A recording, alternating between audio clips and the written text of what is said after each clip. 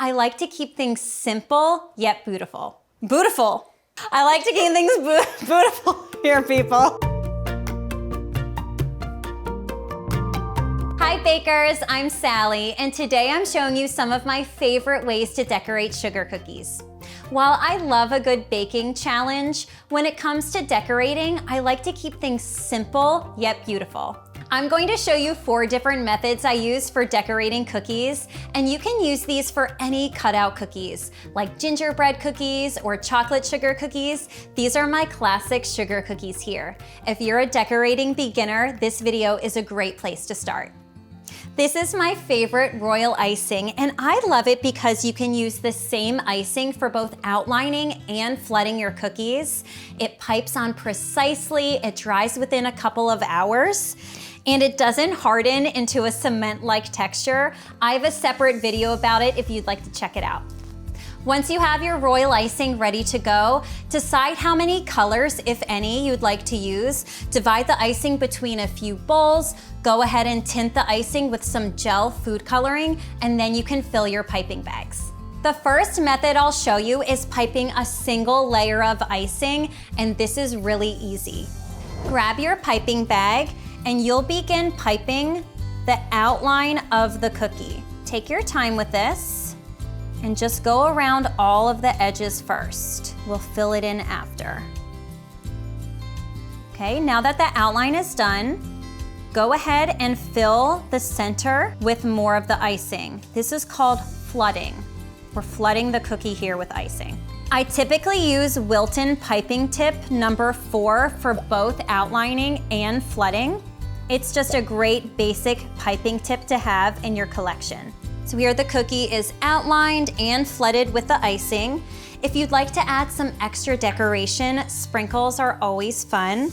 Make sure you add the sprinkles while the icing is still wet.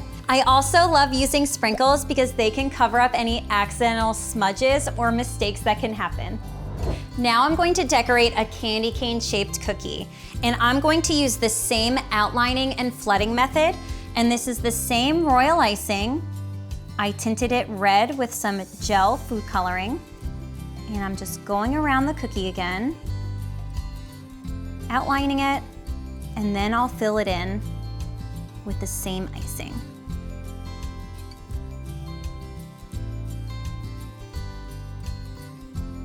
To add some white stripes to the candy cane, I'm going to top the icing while it's still wet with some white sprinkles.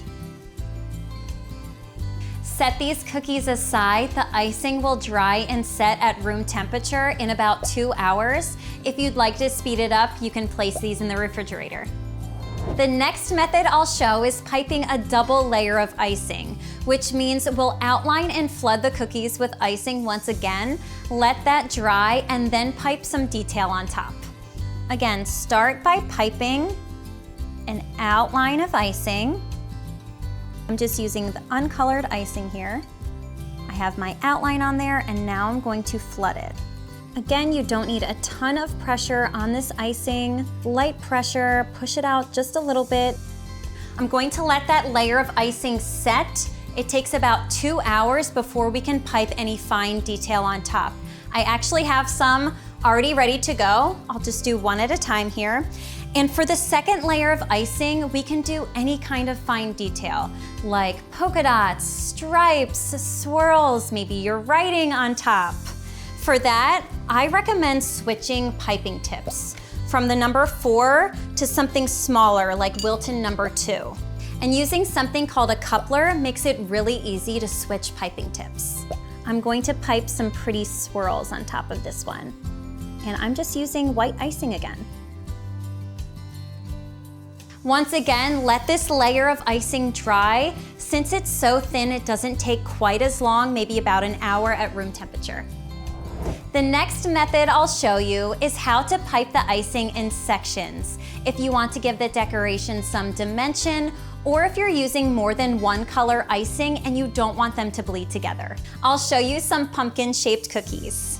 Outline and flood the very center with icing and also the 2 sides. Let this dry for only about 30 minutes or until it looks and feels pretty set and then we can pipe the remaining sections as well as the pumpkin stem. I already have one that's been set aside, and I'm gonna go ahead and finish it up. So I'm grabbing this same color icing, and I'm going to pipe the other sections inside the pumpkin. And then we can finish it up with some brown icing to make the stem.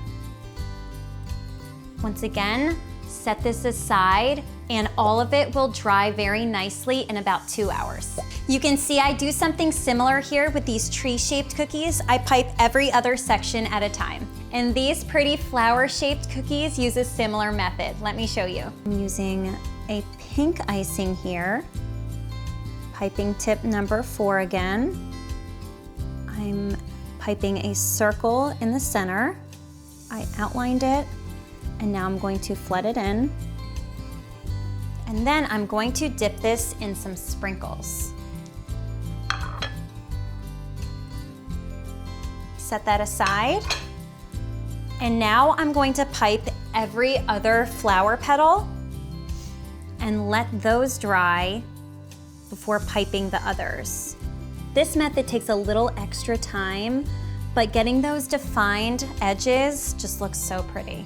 Just like I did with the pumpkins, set this aside for about 30 minutes, and then you can pipe the rest of the petals.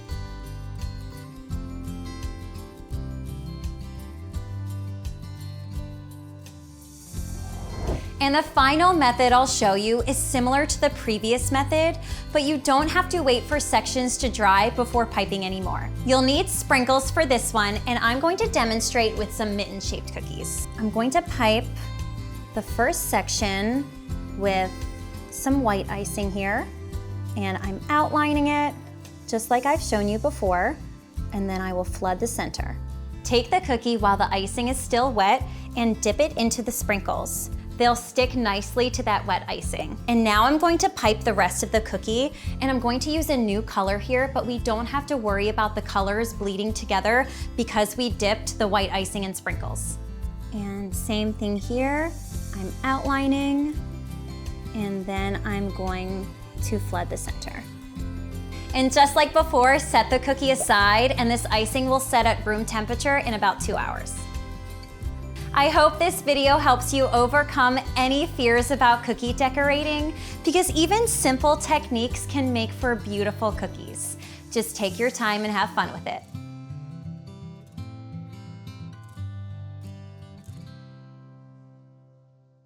Thank you so much for watching. I hope you feel inspired to try a new baking recipe today.